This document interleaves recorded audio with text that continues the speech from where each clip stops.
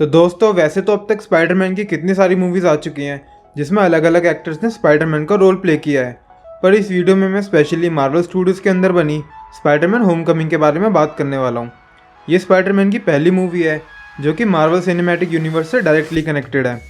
मैंने recently Spiderman Homecoming को दूसरी बार देखा है और मैंने कुछ ऐसी डिटेल्स को नोटिस करा है जो कि मैंने फर्स्ट टाइम में मिस कर दी थी। इनमें से कुछ ऐसी डिटेल्स हैं जो कि बहुत रेयरली लोगों को पता है। तो चलिए जानते हैं उन सभी डिटेल्स को इस थिंग्स यू मिस्ड के पहले एपिसोड में। पर वीडियो स्टार्ट करने से पहले वीडियो को लाइक करके चैनल को सब्सक्राइब कर देना और नोटिफिकेशन बेल ऑन कर लेना। तो फटाफट बिना किसी देरी के हीरो बनती शुरू करते हैं।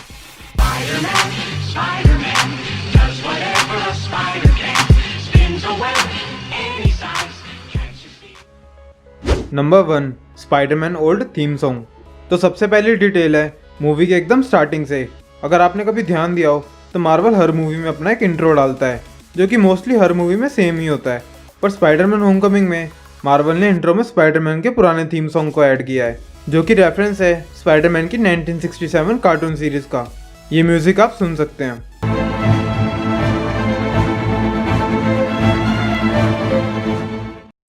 Number 2, Peter Parker strength.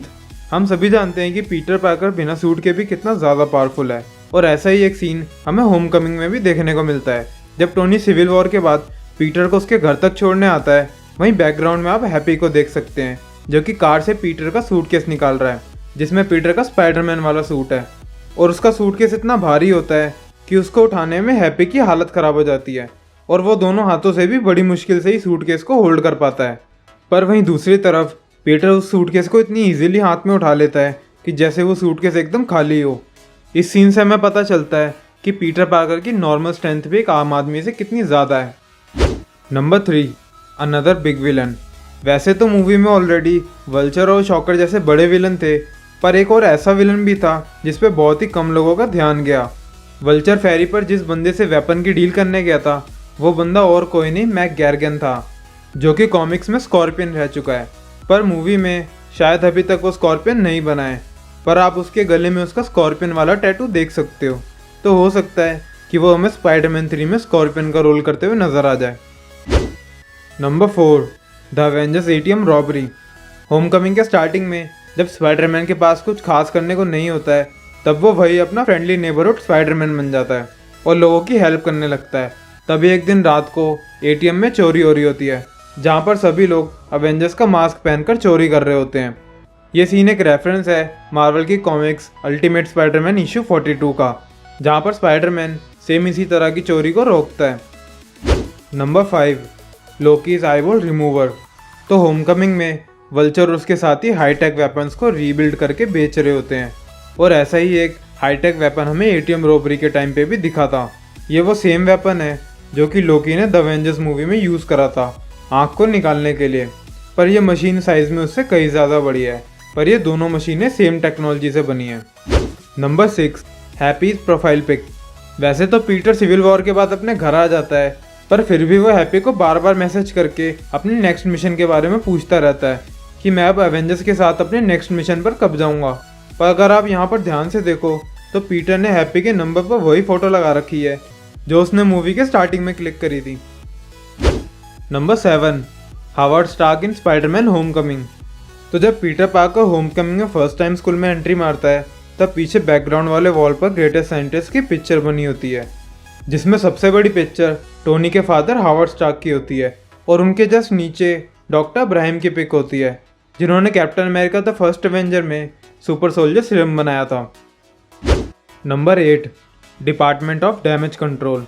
Spiderman Homecoming की शुरुआत ठीक द एवेंजर्स के इवेंट्स के बाद होती है जहां वल्चर और उसके क्रू मेंबर्स न्यूयॉर्क पर हुए हमले की साफ सफाई कर रहे होते हैं और वहां ज़मीन पर कई एलियन टेक्नोलॉजीज भी पड़ी होती हैं। तभी वहां पर कुछ बंदों के साथ एक लेडी आती है जो कि उन्हें वहां से जाने को कहती है और वो लेडी और कोई नहीं डिपार्टमेंट ऑफ डैमेज कंट्रोल की डायरेक्टर होती है जिसका ओनर टोनी स्टार्क है। Department of damage control basically aliens या अवेंजर्स के साथ फाइट के बाद होने वाली तबाही को क्लीन अप करने का काम करती है।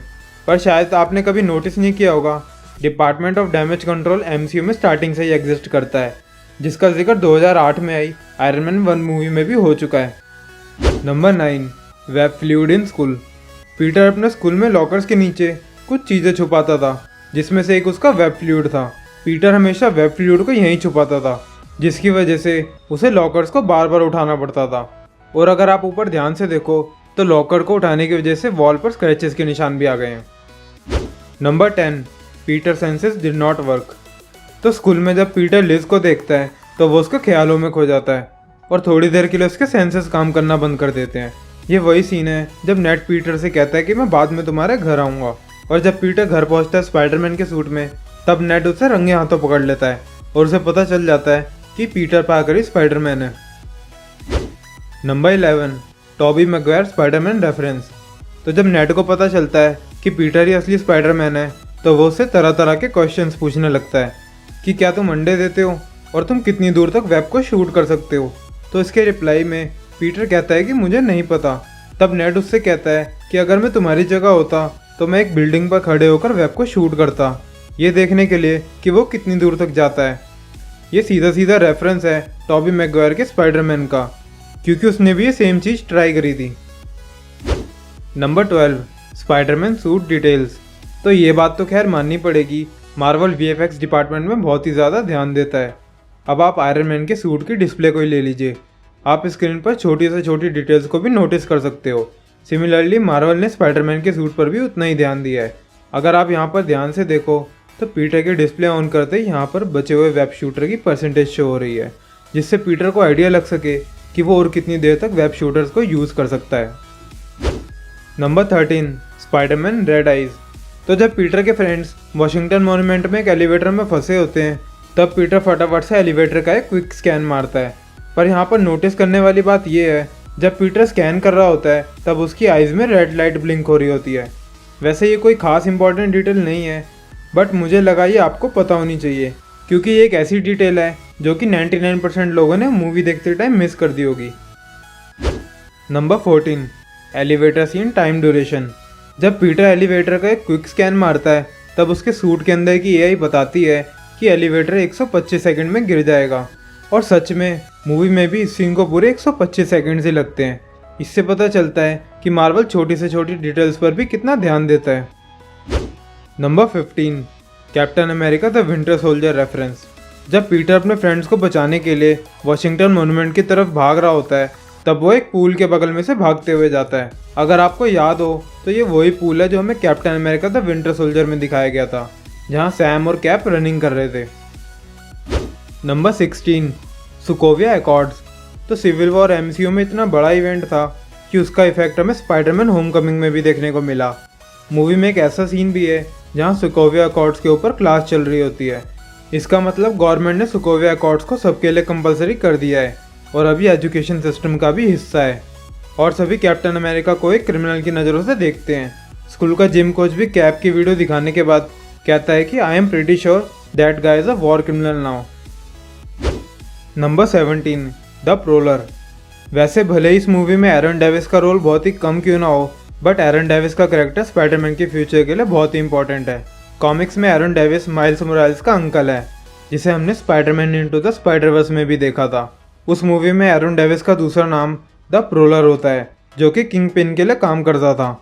और जब पीटर उसकी आइडेंटिटी के लिए स्कैन करता है तब वहाँ पर साइड में उसका दूसरा नाम भी लिखा होता है, the prowler. Number 18, Miles Morales exist in MCU. तो एरन डेविस का नेफ्यू माइल्स मोरालेस कॉमिक्स में खुद एक स्पाइडरमैन है, और उसके ऊपर तो Spiderman into the Spider-Verse movie भी बन चुकी है। वैसे स्पाइडरमैन होमकमिंग के एक डिलीटेड सीन में स्पाइडरमैन एरन डेविस को वेब से चिपका कर चला जाता है, ये बोलकर कि 2 घंटे बाद वेब अपने आप हट जाएगा।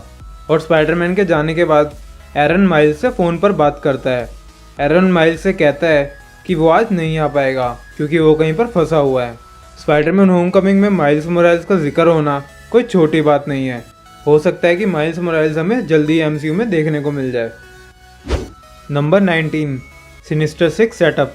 अगर आपने स्पाइडरमैन होमकमिंग का मिड क्रेडिट सीन देखा है तो आपको याद होगा उस सीन में स्कॉर्पियन वल्चर से जेल में मिलता है और वो उससे कहता है कि बाहर मेरे कुछ लोग हैं जो स्पाइडरमैन से मिलना चाहते हैं, और मैंने सुना है कि तुम जानते हो कि स्पाइडरमैन कौन है। बट उस टाइम वल्चर स्कॉर्पियन से ये कहकर मना कर देता है कि अगर मुझे पता होता तो स्पाइडरमैन अब तक जिंदा नहीं होता। ये बहुत ही मेजर सेटअप है सिनिस्टर 6 का एमसीयू में। और अब तो स्पाइडरमैन फार फ्रॉम होम के बाद स्पाइडरमैन की आइडेंटिटी भी सबको पता चल गई है। तो हो सकता है कि सिनिस्टर 6 का कोई मेंबर हमें स्पाइडरमैन 3 में भी नजर आ जाए। Number 20, my friends call me MJ। वैसे तो पूरी मूवी में मिचेल जोन्स का रोल कुछ खास नहीं था, बट मूवी के लास्ट में जब मिचेल अपनी टीम के कैप्टन के लिए नॉमिनेट होती है तब वो सबसे कहती है कि my friends call me MJ। ये सीधा सीधा रेफरेंस है मैरी जेन वॉटसन का, बट केविन फैगी ने बात कंफर्म कर दी है कि मिचेल और मैरी जेन वॉटसन दोनों ही अलग अलग कैरेक्टर्स हैं, क्योंकि लोग बहुत ही कंफ्यूज हो रहे थे कि मिचेल ही असली मैरी जेन वॉटसन है। Number 21, MJ likes Peter. वैसे तो स्पाइडरमैन होमकमिंग में MJ और पीटर का कनेक्शन कुछ खास नहीं दिखाया गया, बट फार फ्रॉम होम में दोनों एक दूसरे को लाइक करने लगते हैं और दोनों ही रिलेशनशिप में आ जाते हैं। बट कई लोगों ने ये चीज़ नोटिस नहीं करी होगी, MJ पीटर को स्टार्टिंग से ही लाइक करती थी। कैप्टन अमेरिका फिटनेस चैलेंज के टाइम पर MJ एक बुक रीड कर रही होती है जिसका नाम ह्यूमन बॉन्डेज होता है, जिसकी स्टोरी बिल्कुल पीटर पार्कर की रियल लाइफ स्टोरी से मैच करती है।